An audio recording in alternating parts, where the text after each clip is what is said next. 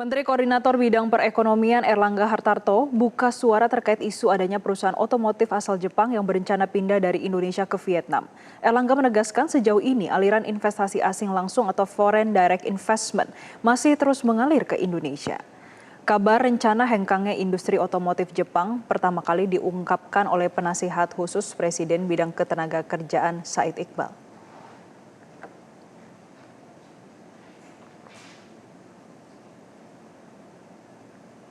Temuan tersebut berdasarkan hasil pemantauan di Pasuruan dan Mojokerto sebagai upaya mitigasi resiko pemutusan hubungan kerja atau PHK.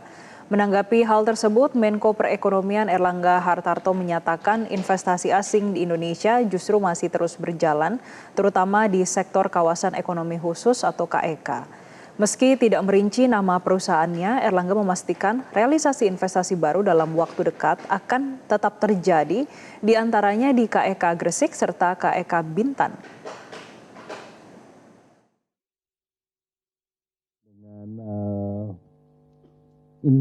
Investasi itu masih bergerak, termasuk ke Indonesia juga beberapa investasi masih masuk.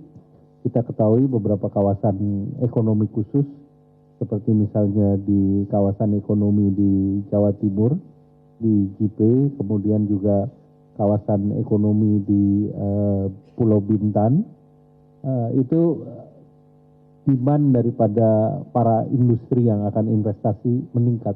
Jadi memang kami menerima beberapa rencana pengembangan kawasan-kawasan, baik itu kawasan ekonomi maupun kawasan industri. Terkait pekerja yang sektor yang dalam tanda petik belum bisa untuk bersaing, nah pemerintah mendorong salah satunya dengan kredit usaha rakyat dibantu untuk sektor padat karya.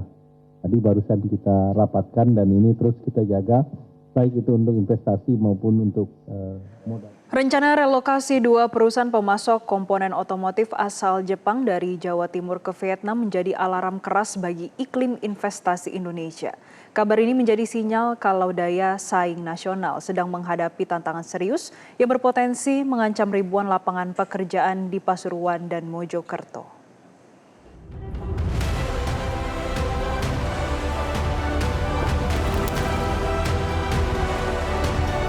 Perpindahan investasi di era ekonomi global memang hal yang lazim. Namun keputusan dua raksasa komponen otomotif Jepang untuk angkat kaki ke negara tetangga memicu desakan agar pemerintah segera melakukan evaluasi menyeluruh. Dalam beberapa tahun terakhir, Vietnam memang tampil agresif menampilkan daya tarik lewat kepastian regulasi, kemudahan izin, serta ekosistem kendaraan listrik yang jelas lewat produsen lokal VinFast. Kondisi ini berbanding terbalik dengan Indonesia yang meski kaya sumber daya alam, namun masih dihadapkan pada masalah klasik seperti birokrasi rumit, biaya logistik tinggi, hingga maraknya pungutan ilegal. Kehilangan ini memperpanjang catatan negatif setelah sebelumnya Indonesia juga kehilangan proyek besar rantai pasok baterai kendaraan listrik dari konsorsium LG Korea Selatan. Kondisi ini menegaskan bahwa insentif fiskal saja tidak cukup tanpa adanya kepastian hukum dan regulasi jangka panjang. Pemerintah kini dituntut untuk mempercepat pembangunan industri turunan dari hilirisasi nikel agar Indonesia tidak hanya menjadi pemasok bahan baku, melainkan pusat manufaktur global. Selain itu, komunikasi dan perlindungan terhadap investor lama harus diperkuat agar tidak lalai demi memburu investor baru.